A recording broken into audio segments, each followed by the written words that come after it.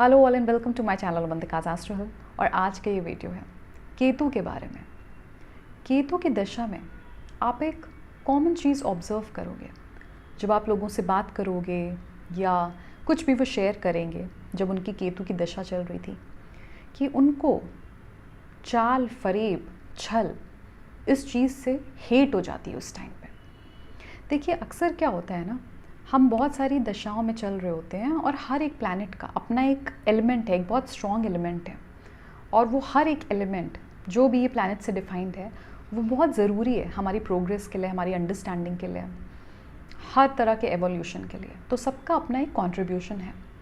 लेकिन केतु एक soulful planet है और इसलिए वो ऐसी कोई भी चीज़, ऐसा कोई भी कैरेक्टर और नेचर जहाँ पे फरेब है, छल है, किसी तरह का कुछ फेक या डिसीटफुल एलिमेंट है, वो उसको पसंद नहीं आता। और इसलिए आप ये देखोगे कि कई बार केतु की दशा में वो रिश्ते टूट जाते हैं जिनके अंदर एक ट्रूथ नहीं था। This is one of the main reasons कि केतु की दशा में कई बार रिश्ते टूट क्यों जाते हैं, कई बार रिलेशनशिप्स ओवर क्यों हो जाती हैं, क्योंकि बहुत सारे रिलेशनशिप में ट्रूथ नहीं होता है। एंड व्हेन आई से truth, when I talk about truth, I actually mean कि शायद उसमें प्यार नहीं होता है, उसमें फीलिंग्स हो सकती हैं, अटैचमेंट हो सकता है। A lot of times we confuse love with feelings and attachment, but that's not what love is. So during the period of Ketu आप ये देखोगे कि नेटिव को ना किसी की सच्चाई दिख जाती है, सच्चाई नज़र आती है। पहले जो पर्दा पड़ा होता है केतु की दशा के पहले तक, उसके आने तक, वो पर्दा एकदम से हटता है और अब आपको सब कुछ साफ साफ दिख रहा है, क्योंकि अब आप केतु के अकॉर्डिंग सोच रहे हो। उसका बहुत ज़्यादा इम्पैक्ट है आपके थॉट प्रोसेस में, और इसीलिए आप किसी भी चीज़ में, किसी भी रिश्ते में आप सच्चाई देखना चाहते हो, एक सोल सेटिस्फैक्शन वो आप सीख कर रहे हो। और अगर आपको उसके ऑपोजिट, उसके विपरीत कुछ देखने को मिलेगा तो आप एक्सेप्ट नहीं करना चाहते हो, या ये कह लो कि यूनिवर्स नहीं चाहता कि आप उस चीज़ को एक्सेप्ट करो जिसमें ट्रूथ नहीं है, जिसमें सोल सेटिस्फैक्शन नहीं है, जो आपके सोल को सर्व नहीं कर रहा है। केतु ना हमेशा एक सोल लेसन को डिपिक्ट करता है। इसीलिए आप ये देखोगे कि केतु की कोई भी दशा आने से पहले नेटिव अपनी लाइफ के किसी एरिया में बहुत ज़्यादा एडजस्ट कर रहा था, एडजस्ट करने को रेडी था, वो चीज़ें भी कर रहा था जो कि उसको एक इनर लेवल पे एक्सेप्टेबल नहीं है, तब भी कर रहा था।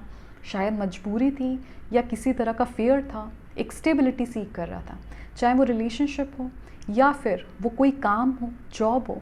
जैसे अक्सर ऐसा होता है कि आपका बॉस आपकी मेंटल हेल्थ के लिए अच्छा नहीं है, अब्यूज़िव है, बहुत ज़्यादा आपको इंसल्ट भी करता है, एक्सट्रीम हो जाता है, लेकिन उस जॉब की आपको ज़रूरत है तो आप उस जॉब को ड्रैग करते रहते हो तब तक जब तक कोई दूसरी आपको नहीं मिल जाती। लेकिन केतु के टाइम पे एकदम से वो जॉब चली जाती है या फिर वो रिलेशनशिप चली जाती है जहाँ पे आप कुछ ज़्यादा ही पुश कर रहे थे अपनी लिमिट्स को, कुछ ज़्यादा ही एडजस्ट कर रहे थे, और वो एडजस्टमेंट्स आपको एक इनर लेवल पे, कोर लेवल पे एक्सेप्टेबल तो नहीं थे, बट आपको लगा कि may be it is the demand of this relationship and may be things will get better, तो आप एडजस्ट करने को रेडी थे।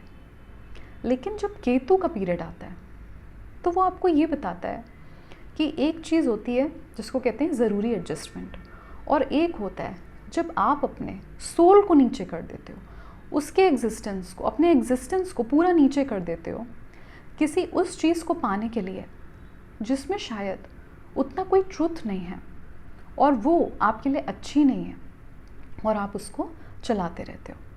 तो इसलिए कई बार ये पीरियड हमको शेक करता है अपने अपने तरह से। जो भी सोल लेसन हमारे लिए इम्पॉर्टेंट है वो देकर जाता है। ज़रूरी नहीं है कि केतु के पीरियड में हमेशा रिलेशनशिप्स टूट ही जाएँ पूरी तरह।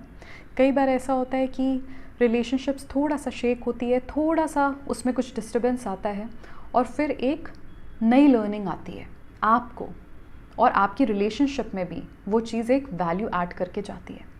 तो केतु उस मॉडल पे काम करता है कि अगर आप उस तरह से बिहेव करोगे, उस तरह से सोचोगे, उस तरह का थॉट प्रोसेस रखोगे, जो थॉट प्रोसेस, जो बिहेवियर आपके सोल के एवोल्यूशन को ब्लॉक कर सकता है, तो मैं उस रीज़न को ही छीन लूँगा जिसकी वजह से आप इस तरह से कंपेल हो रहे हो बिहेव करने के लिए, इस तरह से सोचने के लिए।